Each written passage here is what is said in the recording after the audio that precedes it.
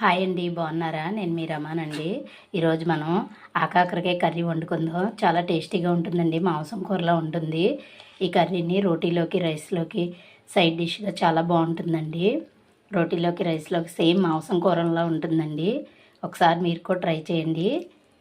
దీని తయారీ విధానం, కావాల్సిన పదార్థాలు ఒకసారి చూద్దాం. ఆకాకరకాయ కూరకి ఆకాకరకాయలు తీసుకున్నాను నేను. 2 మీడియం సైజు టమోటాలు, 2 ఆనియన్స్, 2 పచ్చిమిర్చి, కొంచెం కరివేపాకు, అరకట్ట కొత్తిమీర. ఇప్పుడు వీటిని కట్ చేసుకుందాం. ఆ కాకరకాయలు చేదు ఉండవు. అల్లం వెల్లుల్లి పేస్ట్ తీసుకున్నాను, ఫ్రెష్గా ఉంటుంది. ఇప్పుడు ఇవన్నీ కట్ చేసుకొని దీని తయారీ విధానం చూద్దాం.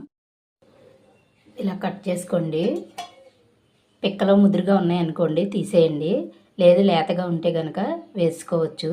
ఇలా కట్ చేసుకొని ముక్కలు చిన్న చిన్న ముక్కలుగా కట్ చేసుకుంటే మాంసం కూరలో ఉంటుందండి. కర్రీ చాలా బాగుంటుంది. మీరు కూడా ఒకసారి ట్రై చేయండి.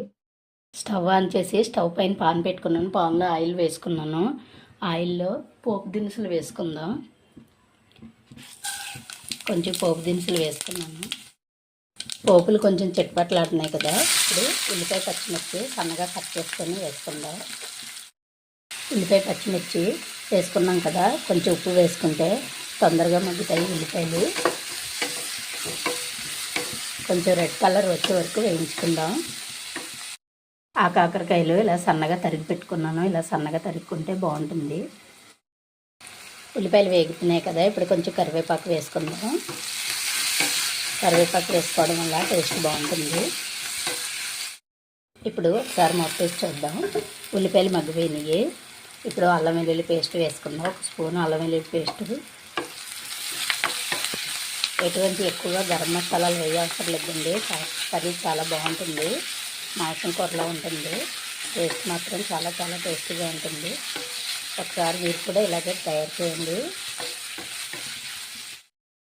ఇప్పుడు అల్లం వెల్లుల్లి పేస్ట్ పచ్చివాసన పోయింది కదా, ఇలా వేగితే ఇలా ఆయిల్ పైకి తేలిందంటే సరిపోతుంది. ఇప్పుడు సన్నగా కట్ చేసుకున్న ఆ కాకరకాయలు వేసుకుందాం. ఆ కాకరకాయలు ముక్కలు మొత్తం వేసి ఇలా 1 నిమిషం వేయించుకుందాం. 1 నిమిషం మూత పెట్టి మగ్గించుకుందాం. ఇప్పుడు ఒకసారి మూత తీసి చూద్దాం. దీంట్లో చిన్న బిర్యానీ ఆకు, చిన్న దాల్చిన చెక్క ముక్క వేసుకుంటే టేస్ట్ బాగుంటుంది.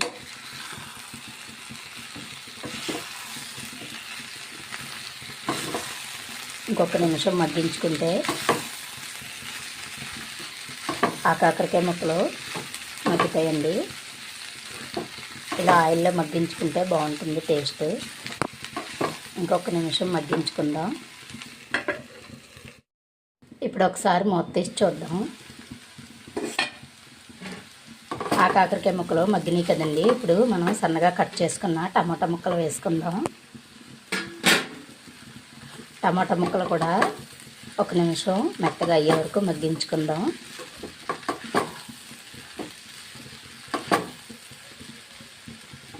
మూత పెట్టి 1 నిమిషం మగ్గించుకుందాం. ఒకసారి మూత తీసి చూద్దాం. టమాటా ముక్కలు మగ్గినవండి. ఇప్పుడు మనం కారం వేసుకుందాం. 1 స్పూన్ కారం వేసుకుంటున్నాను. రుచికి సరిపడా ఉప్పు వేసుకుంటున్నాను. ఇందాక ఉల్లిపాయలు వేసాను కదండి, చూసి వేసుకోండి. అది ఎక్కువ అయితే తీయలేము, సరిపోకపోతే తర్వాత సాల్ట్ కలుపుకోవచ్చు. ఇప్పుడు కారం ఉప్పు కర్రీకి పట్టేలాగా కలుపుకోండి.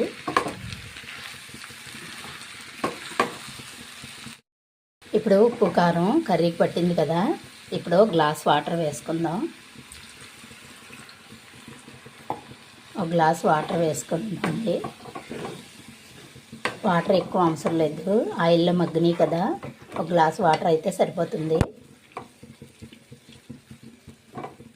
ఇప్పుడు దీన్ని ఒక 2 నిమిషాలు ఉడికించుకుందాం, తర్వాత చూద్దాం. 2 మినిట్స్ అయింది కదండి, ఒకసారి మూత తీసి చూద్దాం. కర్రీ దగ్గర పడిందండి. ఇంకా కొంచెం ఉడికితే సరిపోతుంది. 1 నిమిషం అయితే కర్రీ రెడీ అయిపోతుందండి. ఇప్పుడు మనం కట్ చేసుకున్న కొత్తిమీర వేసుకుందాం. కొత్తిమీర వేసి 1 నిమిషం ఉడికించుకుంటే కర్రీ రెడీ అయిపోతుంది. ఇప్పుడు ఒకసారి చూద్దాం. కర్రీ దగ్గర పడింది కదా. 1/2 స్పూను జీలకర్ర ధనియాలు పౌడర్ అండి, వేయించిన జీలకర్ర ధనియాల powder half spoon garam masala వేసుకుందాం.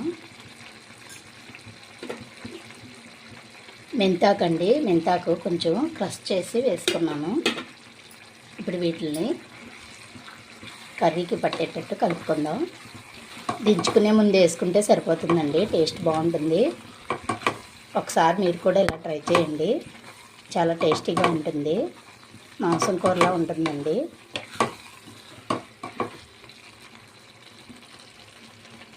హాఫ్ మినిట్ అయితే అయిపోతుంది.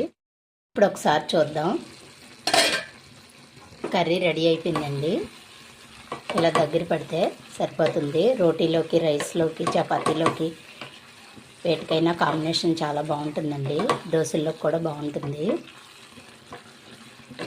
మీరు కూడా ఇలా నేను చేసినట్టు చేయండి ఒకసారి, చాలా చాలా టేస్టీగా ఉంటుంది. అంతేనండి, రెడీ అయిపోయింది. డిష్ అవుట్ చేసుకుందాం.